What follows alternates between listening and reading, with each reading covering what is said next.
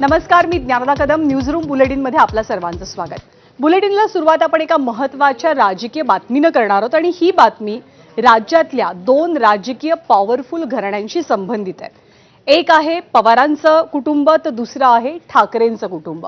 या दोनही कुटुंबांमध्ये, या दोनही फॅमिलीजमध्ये सध्या राजकीय मुद्द्यावरनं सारं काही आलबेल दिसत नाहीये अशी चर्चा रंगलेली आहे, किंबहुना तसं चित्र आपल्याला पाहायला मिळतंय.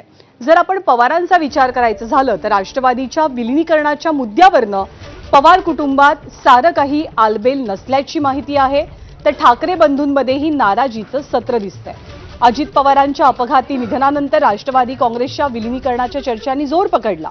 मात्र आता विलिनीकरणाचा विषय शिल्लक नाही असं म्हणत जयंत पाटलांनी विलिनीकरणाच्या चर्चांना फुल स्टॉप लावलाय. तर त्याचवेळी महापालिका निवडणुकांच्या तोंडावरती एकत्र आलेल्या ठाकरे बंधूंमध्ये पुन्हा एकदा खडाखडी पाहायला मिळाली.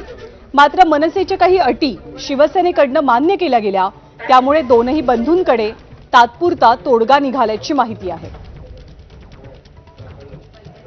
त्यामुळे ठाकरे आणि पवार दोघांमध्ये सुद्धा कुरबुरींचं सत्र एक प्रकारे राजकीय मुद्द्यांवरच आपल्याला पाहायला मिळालं. पण सध्या तरी दोन्ही ठाकरे बंधूंनी आपल्या वादावरती तोडगा काढलाय.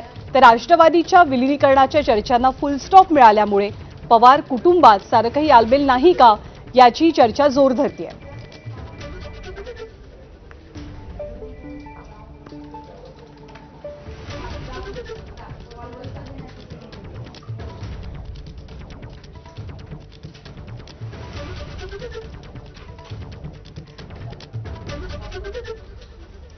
आणि राज्याच्या राजकारणात गेल्या काही दिवसांपासून एका चर्चेनं कमालीचा जोर धरलेला.